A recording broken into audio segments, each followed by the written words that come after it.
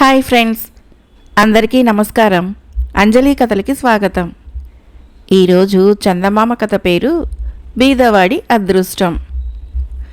ఒక ఊళ్ళో ఒక రైతు ఉండేవాడు. అతని భార్య ఎంతో ధర్మబుద్ధి గలవాళ్ళు.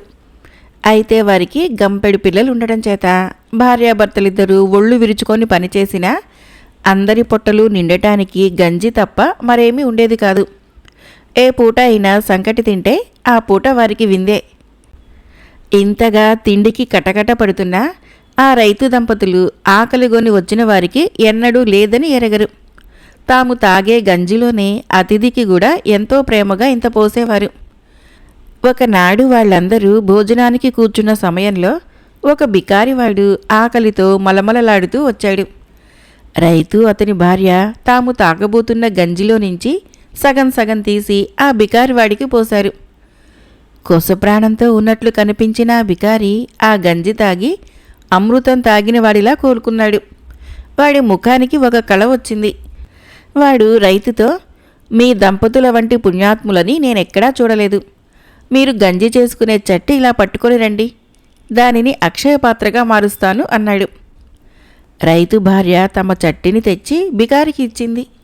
వాడు దాన్ని చేతబట్టుకొని కొంతసేపు ఏదో మంత్రాలు చదివి దానిపైన మూకుడును ఉంచి, ఇక మీరు తిండికి వాచిపోనవసరం లేదు. రాజుగారి వంటశాలలో తయారయ్యే ప్రతి వంటకము మీ చట్టిలో మీకు దొరుకుతుంది అని చెప్పి ఆ క్షణంలోనే లేచి తిన్నగా బయటికి వెళ్ళిపోయాడు. రైతు దంపతులు ఈ బికారివాడి మాటలు నమ్మలేదు, కానీ వాటిని ఒక ఆశీర్వాదంగా మటుకు భావించారు. అయితే ఆ రాత్రి రైతు భార్య గంజి కాయటానికని చట్టి మీద మూకుడు ఎత్తేసరికి కమ్మని వాసనలు వెదజల్లుతూ చట్టి నిండుగా రకరకాల వంటకాలున్నాయి. అందరూ ఎక్కువగా తిన్నప్పటికీ అవి ఏమాత్రమూ తరగలేదు. అది నిజంగా రాజభోజనమే. అది మొదలు రైతు దంపతులు వాళ్ళ పిల్లలు ఆ చట్టి ధర్మాన తాము రాజభోజనాలు చేయటమే కాక తమ ఇంటికి వచ్చిన అతిథులకు కూడా అదే భోజనం పెడుతూ వచ్చారు. రైతు తన ఇంటికి వచ్చిన అతిథులతో, అయ్యా, నేను పెట్టేది తినండి, కానీ దాన్ని గురించి నన్ను ఎలాంటి ప్రశ్నలు వేయకండి అని వేడుకునేవాడు. అతని ఇంట భోజనం చేసిన వాళ్ళు ఇతర చోట్లకి వెళ్ళి, ఫలానా రైతు పెట్టిన భోజనమే భోజనం, మహారాజులకు తప్ప అటువంటి భోజనం దొరకదు అని చెప్పుకునేవాళ్ళు. రైతు ఇంట ఈ విధంగా జరుగుతూ ఉంటే అవతల రాజుగారి ఇంట వంటకాలు తరిగిపోతూ ఉండటం జరిగింది. ఈ సంగతిని మొట్టమొదటిగా రాజుగారి వంటవాడు గమనించాడు. వాడు రాజకుటుంబానికి కావలసిన దానికంటే ఎక్కువగానే వండినప్పటికీ ఒక్కొక్కసారి వంటకాలు చాలకుండా ఉండేవి. గిన్నె నిండా పాయసం తయారు చేసి మూత పెడితే వడ్డించే సమయానికి గిన్నెలో పాయసం వెలితిగా ఉండేది. ప్రతి పూట ఇదే జరుగుతూ ఉండటం చేత వంటవాడు ఇదేదో దొంగ చేస్తున్న పని అనుకున్నాడు. అయితే ఆ దొంగ ఎవడో వాడికి తెలియలేదు. చివరికి వాడు జరుగుతున్న వింతను గురించి రాజుగారికి విన్నవించుకున్నాడు. రాజుగారు మొదట వాడి మాటలు నమ్మలేదు. తర్వాత ఆయన ఒకనాడు స్వయంగా పరీక్షించి వంట పాత్రలోని వంటకాలు తరిగిపోతూ ఉండటం గమనించాడు. రాజు ఈ విషయాన్ని మంత్రితో చెప్పాడు. మంత్రి కూడా స్వయంగా పరీక్షించి వంటకాలు తరిగిపోతున్నాయని రూఢి చేసుకున్నాడు. రాజుగారి ఇంటి రహస్యం గుట్టుగా ఉండదు. ప్రతి పూట రాజుగారింటి వంటకాలనెవరో ఎత్తుకొని పోతున్నారనే వార్త ఊరంతా పాకింది. ఇంకోవైపు నుంచి రైతు ఇంట రోజు రాజభోజనం చేస్తారన్న వార్త కూడా పాకింది. ఈ రెండు పుకార్లు కలుపుకొని అర్థం చేసుకున్న వారికి రాజుగారింట మాయమయ్యే వంటకాలు ఎలాగో రైతు ఇంటికి చేరుతున్నాయి అన్న అనుమానం తలెత్తింది. త్వరలోనే ఈ అనుమానము రాజు దాకాను మంత్రి దాకాను వెళ్ళింది. అసంభవం, నేను విచారించాను. ఈ రైతు ఊరి చివర ఒక గుడిసెలో ఉంటున్నాడు. చాలా పేదవాడు, కానీ దేవుడిలాంటి వాడని చెప్పుకుంటారు. ఏమైనా వాడు ప్రతి పూట మన దివాణానికి వచ్చి వంటకాలు మాత్రమే దొంగిలించుకుపోతున్నాడంటే అది నమ్మరాని విషయం. అంత రహస్యంగా రాజభవనంలోకి రాగలవాడు ఎంత విలువైన వస్తువునన్నా ఎత్తుకొని పోయి సుఖంగా బ్రతకవచ్చు. పూట పూట దొంగతనానికి రావటం అంటే మాటలా అన్నాడు మంత్రి. అయినా మనం వెళ్ళి ఒక పూట వాడి ఇంట తిండి తింటే నిజం తెలిసిపోతుంది. వాడి ఇంటికి వచ్చిన అతిథికి లేదనడట అన్నాడు రాజు. సరేనని రాజు మంత్రి మామూలు దుస్తులు ధరించి పెద్ద పెద్ద తలపాగాలు చుట్టి చేతి కర్రలు పట్టుకొని ఎవరికీ తెలియకుండా కాలినడకన రైతు ఉండే ఇంటికేసి బయలుదేరారు. బయలుదేరబోయే ముందు వారు రాజుగారింట ఏమేమి కూరలు పాయసాలు అవుతున్నాయో వంటవాడిని అడిగి తెలుసుకున్నారు. అక్కడ రైతు ఇంట రైతు కుటుంబం వారంతా భోజనాలకు కూర్చోబోతూ ఉండగా ఇద్దరు ఆజానుబాహులు వచ్చి, అయ్యా, మేం పొరుగురి వాళ్ళం, ఎండపడి వచ్చాము, ఈ పూటకి కాస్త భోజనం పెట్టించగలరా అని అడిగారు. రైతు లేచి వారిని ఎంతో ప్రేమతో ఆహ్వానించి వారికి కూడా ఆకులు వేయించి భార్య చేత వడ్డన చేయిస్తూ, అయ్యలారా, నేను పెట్టినది తిని వెళ్ళండి, దయచేసి నన్నేమీ ప్రశ్నలు వేయవద్దు అన్నాడు. ఆకులలో వడ్డన అవుతూ ఉండగానే అవి రాజుగారి వంటశాలలో చేసిన వంటకాలని మారువేషంలో ఉన్న రాజుకి మంత్రికి తెలిసిపోయింది. వాళ్ళు భోజనం చేయటానికి వచ్చిన వారు కారు గనక రైతుతో, శ్రీమంతులకు కూడా సాధ్యం కాని ఈ భోజనం నీకెట్లా దొరికింది అని అడిగారు. దయచేసి నన్నేమి అడక్కండి అన్నాడు రైతు. చెబితేనే గాని మేము ముద్ద ఎత్తేది లేదు అన్నారు అతిథులు. విధిలేక రైతు జరిగిందంతా చెప్పాడు. రాజుగారికి అంతా వినేసరికి పట్టరాని ఆగ్రహం వచ్చింది. ఆయన చివాల్న లేచి తన చేతికర్రతో రైతు చట్టి పగలగొట్టి మంత్రిని వెంటబెట్టుకుని మారు మాట్లాడకుండా వెళ్ళిపోయాడు. రైతు భార్య చట్టి పెంకులు తడుపుతూ పట్టరాని దుఃఖంతో కంటికి మంటికి ఏకధారగా ఎడవసాగింది. ఊరుకోవే, మనం ఎప్పుడూ రాజభోజనమే చేశామా ఏమిటి? ఇవాల్టితో మనకు భోజన సుఖం పూర్తయింది. మన కల్లో గంజో మనకుండనే ఉంది అని భర్త ఆమెను ఓదార్చాడు. రైతు కుటుంబం చట్టి పగలగొట్టేసి ఇంటికి తిరిగి వెళ్ళిన రాజుకి మంత్రికి ఆ పూట భోజనం లేకుండా పోయింది. మహారాజా, వంటకాలు పొయ్యి మీద పాత్రల్లో ఉండగానే మాయమైతున్నాయి. కావలిస్తే పాత్రలు చూడండి, బయట అంతా మసి, లోపల తోమినట్లు ఎలా ఉన్నాయో. ఒక్కొక్క పాత్ర 6-5 సార్లు కూరలతో నింపి పొయ్యి మీద పెట్టాను, క్షణంలో ఖాళీ అయిపోతున్నాయి అన్నాడు వంటవాడు. రాజుగారు రైతు ఇంట భోజనం చేసి వచ్చిన వాడైనా కాడు. మంత్రి తన ఇంటి నుంచి రాజకుటుంబానికి భోజనం పంపాడు. కానీ రాజుగారిల్లు చేరేసరికి ఆ వంటకాలు కూడా మాయమైపోయాయి. తాను చేసిన అన్యాయం వలన ఇలా జరుగుతున్నదని రాజుకు తెలిసి వచ్చింది. ఆయన మంత్రితో సహా రైతు ఇంటికి వెళ్ళి రైతు కాళ్లపైన పడి, నేను కోపావేశంలో చేసిన దుర్మార్గాన్ని క్షమించాలి, మీ చట్టి పగలగొట్టినందుకు పరిహారంగా పెద్ద మాన్యం ఇస్తాను. ఇక నుంచి మా వంటశాలే మీ వంటశాల. రోజూ మా ఇంట చేసే వంటకాలలో సగం మీ ఇంటికి పంపుతాను. నన్ను నా కుటుంబాన్ని తిండికి మార్చి చంపితే మీకేం లాభము అని ప్రాధేయపడ్డాడు. రైతు కంగారుపడి, అయ్యా, నేను మీకేమీ చేయలేదు. చట్టి పగిలిందని నా భార్య ఏడుస్తూ ఉంటే గంజి తాగి బతుకుదానులెమ్మని చెప్పాను. మీకు అన్యాయం జరిగితే అది నా వల్ల జరగలేదు. మిమ్మల్ని క్షమిస్తే నాకు చట్టి ఇచ్చిన మహానుభావుడే క్షమించాలి అన్నాడు. తన వంటలో సగం రైతుకిస్తానన్నాక రాజుగారి వంటశాలలో చేసిన వంటకాలు చేసినట్లు ఉన్నాయి. రైతు రాజుగారిచ్చిన మాన్యంతో సుఖంగా జీవిస్తున్నప్పటికీ వారికి రాజభోజనము పూట పూట వస్తూనే ఉండేది. ఆ విధంగా ఆ కుటుంబానికి 3 తరాల పాటు జరిగింది. మరొక కథ పేరు ఊరి ప్రయాణం. ఈ కథను రచించిన వారు భైరి సత్యనారాయణ ప్రసాద్ గారు. వెంకటయ్య పట్నంలో ఉంటూ దుబారా ఖర్చులకి అలవాటు పడ్డాడు. వచ్చే ఆదాయం చాలక అప్పులు కూడా చేశాడు. ఒక రోజున అప్పులు వాళ్ళొచ్చి ఇంట్లో ఉన్న విలువైన సామానంతా తీసుకుని వెళ్ళిపోయారు. వెంకటయ్య భార్య లబో దిబోమని, ఇకనైనా దుబారా తగ్గించు, లేకుంటే ఒక రోజున మనమంతా నడివీధిలో బిచ్చమెత్తుకోవాలి అన్నది. నాకేమీ లేదని అనుకోకు, విష్ణుపురంలో తాతల నాటిల్లు ఉంది, అదమ్మి డబ్బు తెస్తాను, మళ్ళీ సుఖంగా ఉండొచ్చు. మన వంటి వాళ్లకు భగవంతుడు ఎక్కడ్నించో అక్కడ్నించి డబ్బొచ్చేలా చేస్తూనే ఉంటాడు, భయపడకు అని భార్యను ఓదార్చి వెంకటయ్య వెంటనే విష్ణుపురం బయలుదేరి వెళ్ళాడు. విష్ణుపురం ఇంట్లో చాలా కాలంగా ఎవరూ ఉండటం లేదు. అందువలన ఇల్లు పాడుబడ్డట్లయింది. ఒక మూలగా పైకప్పు పడిపోయింది. ఇంటి గోడలు బీటలు లేశాయి. ఇంటి చుట్టూ ప్రహరీ గోడలో ఇటుకలు రాలి కంతలేర్పడ్డాయి. ఆ ఇంటి విలువ 25,000 రూపాయలుంటుంది. కానీ ఇంటి పరిస్థితి చూసి వెంకటయ్య అవసరం కనిపెట్టి ఎవరూ 2,000 రూపాయలకి మించి ఇవ్వనంటున్నారు. విష్ణుపురంలో వెంకటయ్య చిన్ననాటి స్నేహితుడు శేషాద్రి ఉంటున్నాడు. వాడి విషయం తెలుసుకున్నాక, ఎంతకి నీ ఇల్లు అమ్ముదామనుకుంటున్నావు అన్నాడు వెంకటయ్యతో. కనీసము 10,000 రాందే ఎలా అమ్ముతాను అన్నాడు వెంకటయ్య. పైకి అలాగన్నప్పటికీ మనసులో 2,000 రూపాయలకైనా సరే అమ్మేయాలనే వాడి ఆలోచన. నీకు 15,000 రూపాయల దాకా వచ్చేలా చేస్తాను, నాకొక 1,000 రూపాయలు ఇవ్వు చాలు అన్నాడు శేషాద్రి. వెంకటయ్య ఉత్సాహంగా సరేనన్నాడు. అప్పుడు శేషాద్రి భూస్వామి రామయ్య ఇంటికి వెళ్ళి, అయ్యా, నా మిత్రుడు వెంకటయ్య ఇల్లమ్ముకునే ఉద్దేశంతో వచ్చాడు ఈ ఊరు. వాడి ఇల్లు 25,000 రూపాయలకు పైగా చేస్తుంది. కానీ అవసరంలో ఉన్నందువలన 10,000 రూపాయలకైనా సరే అమ్మేయాలనుకుంటున్నాడు. ఆ ఇల్లు నేనే కొందామనుకుంటున్నాను. తమరు నాకు 10,000 రూపాయలు అప్పుగా ఇప్పిస్తే వడ్డీ ఎంతైనా సరే ఇచ్చుకుంటాను అన్నాడు.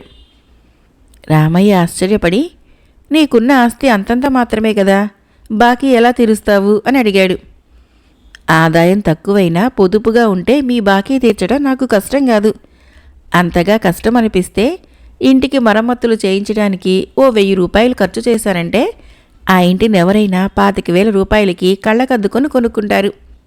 కాస్త ఉన్నవాళ్ళెవరైనా 5-6,000 రూపాయలు ఖర్చు పెట్టి రంగులు అమర్చితే ఆ ఇల్లే 50,000 కూడా చేస్తుంది అన్నాడు శేషాద్రి. ఇది విని రామయ్య ఆలోచనలో పడ్డాడు. అప్పుడు శేషాద్రి స్వరం తగ్గించి, అయ్యా, వీటన్నింటికీ మించి మరొక కారణం కూడా ఉంది. ఇది ప్రచారం కావటం నాకు ఇష్టం లేదు. ఆ ఇంట్లో లంకెల బిందులున్నాయని మా తాత అంటుండేవాడు. నా అదృష్టం బాగుండి అవి దొరికాయంటే నాకు కూడా తమ బోటివారి పక్కన కూర్చునే అర్హత వస్తుంది కదా అన్నాడు. రామయ్య ఆలోచిస్తూ, నువ్వు నాకు 2 రోజుల తర్వాత కనిపించు, వీలుంటే చెబుతాను అన్నాడు. శేషాద్రి అక్కడి నుంచి పోలిశెట్టి అనే వడ్డీ వ్యాపారి ఇంటికి వెళ్ళి ఇదే విధంగా చెప్పాడు. పోలిశెట్టి కూడా వాణ్ణి తర్వాత కనిపించమని చెప్పి పంపించేశాడు. మర్నాడు రామయ్య, పోలిశెట్టి ఒకరికి తెలియకుండా ఒకరు వెంకటయ్యను కలుసుకోవాలనుకొని ఒక్కసారే వెళ్ళి ఒకరికొకరు ఎదుటపడ్డారు.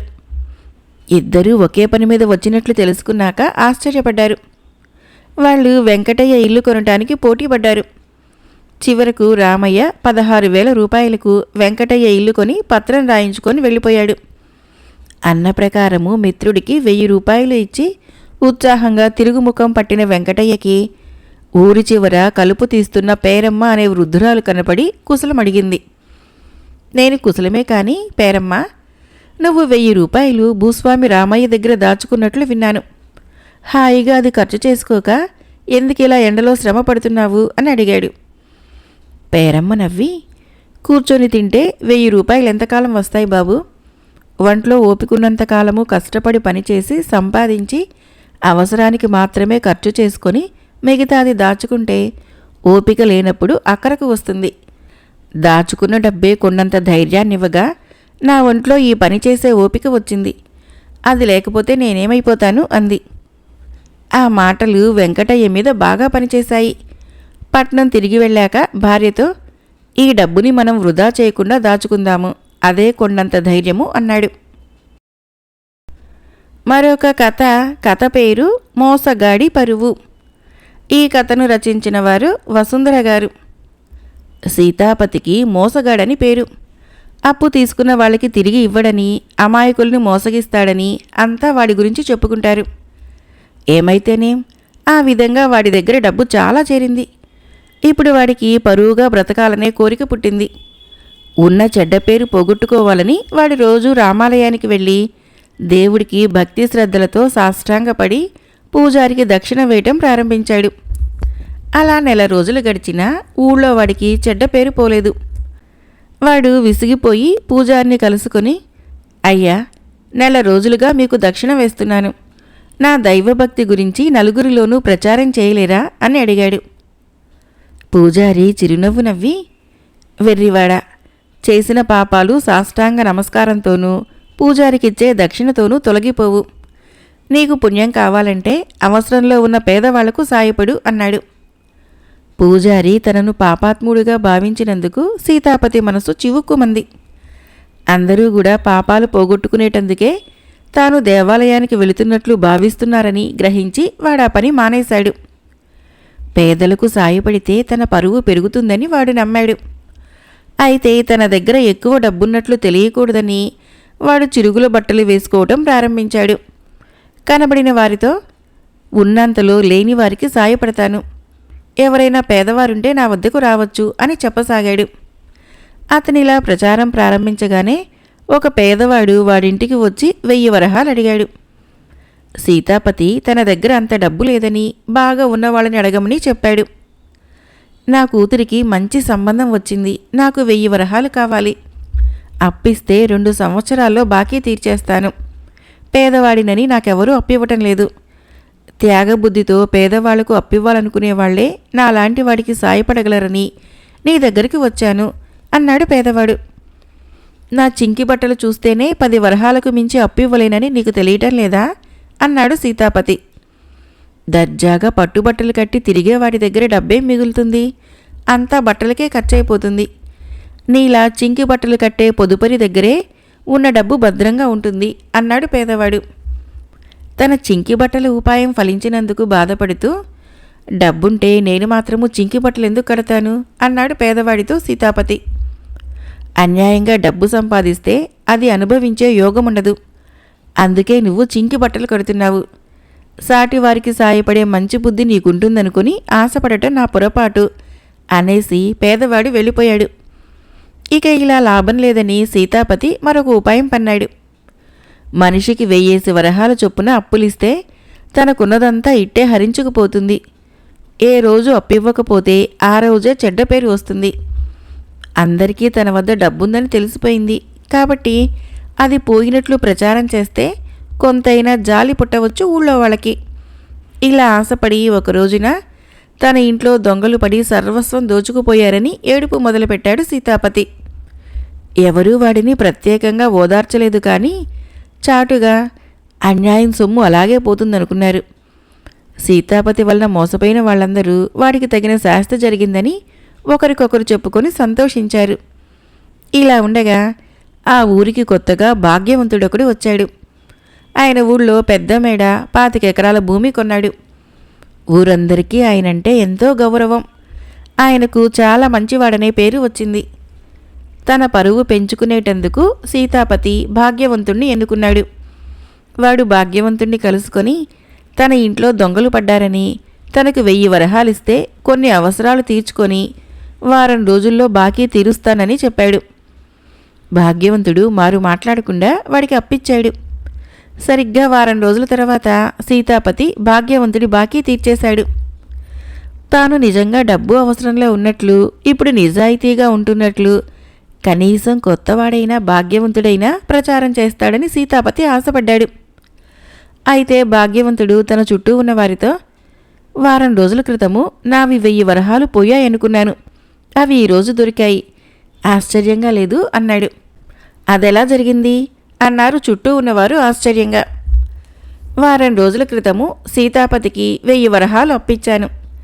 నేను విన్నదాన్ని బట్టి ఆ డబ్బు పోయిందని అనుకున్నాను, కానీ అన్న ప్రకారము అతడు ఈ రోజున డబ్బు తిరిగిచ్చేశాడు అన్నాడు భాగ్యవంతుడు. చుట్టూ ఉన్నవారు గొల్లుమన్నారు. సీతాపతి తల వంచుకొని, ఏళ్ల తరబడి మోసగాడిగా ఉన్న నా పరువు ఒక్క రోజులో పెరగదు. ఇక నుంచి నీతిగా నిజాయితీగా బ్రతుకుతూ క్రమంగా మంచి పేరు తెచ్చుకుంటాను. పరువు కోసము అడ్డదారులు తొక్కటం వలన అవహేళన పాలు తప్పడం మినహా మరే ప్రయోజనమూ లేదు అనుకున్నాడు. ఇది గ్రహించాక కొన్ని సంవత్సరాలు గడిచేసరికి క్రమంగా ఊళ్ళో వాడుకున్న చెడ్డ పేరు తొలగిపోయి పరువు పెరగసాగింది. మరొక కథ పేరు సీతమ్మ తెలివి. ఈ కథను రచించిన వారు భైరి విశ్వనాథం గారు. రమణయ్య సీదాసాదా మనిషి. ఆయన భార్య సీతమ్మ చాలా తెలివైనది. ఊళ్ళో అంతా ఆ విషయమే చెప్పుకునేవాళ్ళు. ఇది రమణయ్యలో ఉక్రోషం పుట్టించి తన తెలివిని రుజువు చేసుకోవాలి అనుకున్నాడు. ఒక రోజున కోదండం అనేవాడు రమణయ్యతో, మా అబ్బాయి రఘునాథుడికి ఎంత చెప్పినా వ్యాపారం సులువు తెలియటం లేదు, నీ భార్యకు చెప్పి వాణ్ణి బాగు చేయమను అన్నాడు. తన గురించి చెప్పనందుకు నొచ్చుకొని రఘునాథుణ్ణి వెంటబెట్టుకుని బయలుదేరాడు రమణయ్య. దారిలో ధర్మసత్రం కనపడింది. రమణయ్య వాడితో, ఈ పక్కనే పూటకోళ్ల ఇల్లు పెడితే ఎలాగుంటుంది అన్నాడు. రఘునాథుడు మారాలోచన లేకుండా బేషుగ్గా ఉంటుంది అన్నాడు. నీకు బొత్తిగా బుర్రలేదు. ధర్మసత్రంలో భోజనం పెడుతూ ఉంటే డబ్బిచ్చి పూటకోళ్ళింట్లో ఎవరు కొంటారు అన్నాడు రమణయ్య. రఘునాథుడు చిన్నపుచ్చుకున్నాడు. రమణయ్య వాణ్ణి తీసుకొని ఇంటికి వెళ్ళి జరిగింది చెప్పి, వీణ్ణి నువ్వు మాత్రం ఏం బాగు చేయగలవు అన్నాడు. సీతమ్మ భర్తకేం సమాధానం చెప్పకుండా, కుర్రాడు నాకు చాలా తెలివైన వాడిలా కనబడుతున్నాడు. మన నీళ్లకుండీలో బంగారు కాసును వీడే తీయగలడు అంది. వెంటనే రఘునాథుడి పెరట్లోకి వెళ్ళి నీళ్ల కుండీలోకి ప్రవేశించి వెతికి అందులోని బంగారు కాసును తీసి తెచ్చి సీతమ్మకు ఇచ్చాడు. బయట చలిగాలి వీచటం వలన వాళ్ళంతా తడిసిపోవటం వలన వాడు వణుకుతున్నాడు. సీతమ్మ వాణ్ణి మెచ్చుకొని కుండలో నుంచి చల్లని నీళ్లు తెచ్చి తాగమన్నది. రఘునాథుడు వెంటనే, ఈ చలిలో చన్నీళ్ళేం తాగుతాను, ఏ వేడిపాలైనా అయితే బాగుంటుంది అన్నాడు. సీతమ్మ నవ్వి, అయితే చన్నీళ్లు తాగటానికే పనికిరావంటావా అన్నది. ఎందుకు పనికిరావు? మండుటెండలో నడిచి వచ్చినప్పుడైతే అవెంతో బాగుంటాయి అన్నాడు రఘునాథుడు. నువ్వు చాలా తెలివైన వాడివి. నీ గురించి నువ్వు ఆలోచించుకుంటున్నావు కాబట్టి చలిగా ఉన్నప్పుడు వేడిపాలు తాగాలని, ఎండలో నడిచి వస్తే చల్లటి నీళ్లు తాగాలని తెలుసుకున్నావు. అలాగే వ్యాపారం గురించి ఆలోచిస్తే ధర్మసత్రం పక్కన ఏ వ్యాపారం చేయగలవో చెప్పలేవు అన్నది సీతమ్మ. ఎందుకు చెప్పలేను? పళ్ళు తమలపాకులు తెచ్చామంటే అక్కడ బేషుగ్గా అమ్ముడుపోతాయి అన్నాడు రఘునాథుడు చటుక్కున. వాడు వెళ్ళిపోయాక రమణయ్య, నువ్వు వాడికేం మంత్రం వేశావు అని అడిగాడు. ఇందులో మంత్రమేం లేదు. పెద్దవాళ్ళెప్పుడు పిల్లల్ని తమకు తెలిసినవి చెప్పి సలహాలు అడగకూడదు. అలాంటప్పుడు వాళ్ళకి అన్నీ బాగున్నట్లే ఉంటాయి. మనం వాళ్ళ తెలివిని మెచ్చుకొని వాళ్ళ చేతే అన్నీ చెప్పిచ్చేస్తే వాళ్ళ బుర్ర సక్రమంగా పనిచేస్తుంది. అటుపైన వాళ్ళని అన్నింటికీ చిన్నపుచ్చకూడదు అన్నది సీతమ్మ. సరేలే, బుర్ర పని చేయించడానికి నీళ్లలో తడిపావు వాణ్ణి. ఇంతకు మించి ఇంకేం ఉపాయం దొరకలేదా నీకు అన్నాడు రమణయ్య. పొద్దున్నే చేయి జారి నీళ్ల కుండీలో బంగారు కాసొకటి పడిపోయింది. పనివాళ్లకు చెబితే కనపడలేదని రొంటిన దాచేస్తారని భయం. మీరో నేనో అందులో దిగటానికి బాగుండదు. ఇటు మన పని అయ్యేలాగను, అటు ఆ కుర్రాడికి పాఠం చెప్పినట్లుగాను కనపడేలాగా ఈ ఉపాయం పన్నాను అన్నది సీతమ్మ. అప్పుడు రమణయ్య భార్య తెలివిని మెచ్చుకొని, ఇంతకాలం నీకు చెప్పకుండా దాచిపెట్టాను. ఏదో అవసరపడి మన వెంకయ్య దగ్గర 1000 వరహాలు అప్పు తీసుకున్నాను. మోసం చేయుడు కదా అని కాగితం చూడకుండా సంతకం పెడితే ఏడాది తిరిగేసరికి 2000 వరహాలు నా నుంచి లాగేశాడు. పత్రంలో అలాగే రాసి ఉండటంతో ఇచ్చుకోక నాకు తప్పలేదు. వాడికి ఎలా బుద్ధి చెప్పాలో తెలియటం లేదు. నువ్వేమైనా చెప్పగలిగితే చెప్పు అన్నాడు. ఇంతకాలము తనకి ఈ విషయం చెప్పలేదని నొచ్చుకున్నప్పటికీ, సరేలేండి, ఇప్పటికైనా మించిపోయింది లేదు. రేపే వెళ్ళి న్యాయాధికారికి వెంకయ్య మన ఇంట్లోని 2 నగలు కాజేశాడని అనుమానంగా ఉందని ఫిర్యాదు చేయండి అంది సీతమ్మ. భార్య మాట మీద నమ్మకంతో రమణయ్య న్యాయాధికారికి ఫిర్యాదు చేశాడు. న్యాయాధికారి వెంకయ్య ఇంట్లో వెతికితే సీతమ్మ పేరున ఉన్న నగ ఒకటి దొరికింది. ఇది నేను దొంగతనం చేయలేదు, పిల్లి తెచ్చి ఇచ్చింది, వెంకయ్య గోలపెట్టాడు. న్యాయాధికారి వాణ్ణి బాగా మందలించి 2వ నగ మూల్యంగా 2000 వరహాలు రమణయ్యకి ఇప్పించి దొంగతనం చేసినందుకు 5000 వరహాలు జరిమానా వేసి వెళ్ళిపోయాడు. అసలు నువ్వేం చేశావు అన్నాడు రమణయ్య ఆశ్చర్యంగా భార్యతో. ఒకటి దాని మెడలో వేశాను. ఆశపోతు వెంకయ్య పిల్లి ఇంటికి రాగానే అది తీసుకుని ఊరుకున్నాడు. నగ పిల్లి తెచ్చిన మాట నిజమే, అయినా అదెవరూ నమ్మరు కదా. ఈ విధంగా వెంకయ్య ఆశ అణుగుతుంది, డబ్బు మనకు వెనక్కు వచ్చింది అంది సీతమ్మ. ఆ తర్వాత రమణయ్య భార్య తెలివితో మరింతగా సుఖపడ్డాడు. మరొక చిన్న కథ పేరు మరో వీరేశలింగం. ఈ కథను రచించిన వారు డి వెంకట్రావు గారు. రామలింగము సోమలింగము ఇరుగు పొరుగున ఉంటున్నారు. సోమలింగానికి అసూయ ఎక్కువ. అది తప్పని అస్తమాను వృద్ధుడైన తండ్రి చెబుతూ ఉంటాడు. తండ్రి అంటే సోమలింగానికి ప్రాణం. అయినా ఈ ఒక్క మాట మాత్రము వినడు. ఒకసారి రామలింగం దొడ్లో కొబ్బరి మొక్క నాటాడు. అది 6 ఏళ్లకు కాపుకొచ్చింది. కావలసిన కాయల్ని ఇంట్లో వాడకానికి ఉంచుకొని మిగతావి అమ్మి సొమ్ము చేసుకుంటున్నాడు రామలింగం. అందువలన రామలింగం ఆర్థిక స్థితి పూర్వం కన్నా మెరుగైంది. ఇది చూసి సోమలింగము ఓర్వలేకపోయాడు. ఏదో ఒక విధంగా ఆ కొబ్బరి చెట్టుని రామలింగానికి కాకుండా చెయ్యాలనుకొని ఒక రోజున రామలింగాన్ని పిలిచి, నీ కొబ్బరి చెట్టు మా ఇంటి మీదకు ఒరిగి ఉండటం వలన దాని మట్టలు కాయలు పడి మా ఇంటి పెంకులు విరిగిపోతున్నాయి అంటూ ఫిర్యాదు చేశాడు. అలాంటి ఇబ్బంది నీకు రాగలదనే ఎప్పటికప్పుడు ఎండిన మట్టలని నరికించి వేస్తున్నాను. కొబ్బరికాయలను జాగ్రత్తగా దింపిస్తున్నాను. ఇంతవరకు నా చెట్టు కారణంగా నీ ఇంటి పెంకు ఒక్కటి కూడా విరగలేదు అన్నాడు రామలింగం నిదానంగా. ఈ రోజున కానిది రేపు జరగవచ్చు. నీ చెట్టు వలన నా ఇంటికి ప్రమాదం తప్పదు. నువ్వు నాతో స్నేహం కోరుకునే మాటైతే వెంటనే ఆ చెట్టును కొట్టించేసెయ్యి అన్నాడు సోమలింగము ఆజ్ఞాపిస్తున్నట్లుగా. కాసే పూసే చెట్టును కొట్టించటము నా వల్ల కాదు. మన స్నేహానికి దీనికి లంకె పెట్టకు అన్నాడు రామలింగం. ఆ రోజు నుంచి ఇద్దరికీ చెడిపోయింది. రోజు సోమలింగము తన ఇంట్లో నుంచి రామలింగానికి వినపడేలా కాకి మీద పిచ్చుక మీద పెట్టి తిడుతుండేవాడు. స్వతహాగా నెమ్మదస్తుడైన రామలింగానికిది నరకయాతనైంది. తన గూడు ఆప్తమిత్రుడైన వీరేశలింగానికి చెప్పుకున్నాడు. వీరేశలింగము, ఆ సమస్యను నేను చిటికల మీద పరిష్కరించగలను. ఇక నువ్వు ఇంటికి వెళ్ళు అని రామలింగంతో అన్నాడు. మర్నాటి నుంచి సోమలింగము నోటి దూకుడు అకస్మాత్తుగా ఆగిపోయింది. అందువల్ల ఎంతో ప్రశాంతంగా ఉండటంతో రామలింగము సంతోషం పట్టలేక వెంటనే తన మిత్రుడు వీరేశలింగాన్ని కలుసుకొని నువ్వేం చేశావు అని అడిగాడు. కాసే పూసే చెట్టును నరికించటానికి ఎవరు కారణమైతే వారికి అరిష్టమని చెప్పాను. అది విని సోమలింగము హడలిపోయాడు. అందువలనే అతని నోటి దూకుడు ఆగింది అన్నాడు వీరేశలింగం నవ్వుతూ. చాలా ఆశ్చర్యంగా ఉంది. ఒక మంచి మిత్రుడితో ఉత్తపుణ్యాన వైరం పెట్టుకోవటంలో అరిష్టముందని గుర్తించినవాడు మూఢనమ్మకాలలో అరిష్టాన్ని నమ్మాడా అన్నాడు రామలింగం ఆశ్చర్యపడుతూ. అసూయాపరులు అలాగే ఉంటారు. ఒకప్పుడు వీరేశలింగం పంతులు గారు మూఢనమ్మకాలని తొలగించడానికి ఎన్నో ప్రయత్నాలు చేశారు. నేనేమో అసూయాపరుల్లోని చెడ్డతనాన్ని తొలగించాలని మూఢనమ్మకాలని ఉపయోగిస్తున్న మరొక వీరేశలింగాన్ని. ఎవరు మూఢనమ్మకాల వల్ల మంచిగా ఉంటారో వాళ్ళు అసూయాపరులు, దుష్టులు అయి ఉంటారు అన్నాడు వీరేశలింగం. కొంతకాలానికి సోమలింగం కూడా క్రమంగా తన అసూయను వదిలి రామలింగంతో స్నేహంగా ఉండసాగాడు. ఒక్కోసారి మూఢనమ్మకాల వల్ల కూడా మంచి జరుగుతుందని తెలిసాక రామలింగం కూడా సంతోషించాడు. కథ అయిపోయింది. ఫ్రెండ్స్, ఈ కథలు మీకు నచ్చినట్లయితే మన ఛానల్ని తప్పకుండా సబ్స్క్రైబ్ చేయండి, లైక్ చేయండి, షేర్ చేయండి, కామెంట్ చేయండి. Thank you.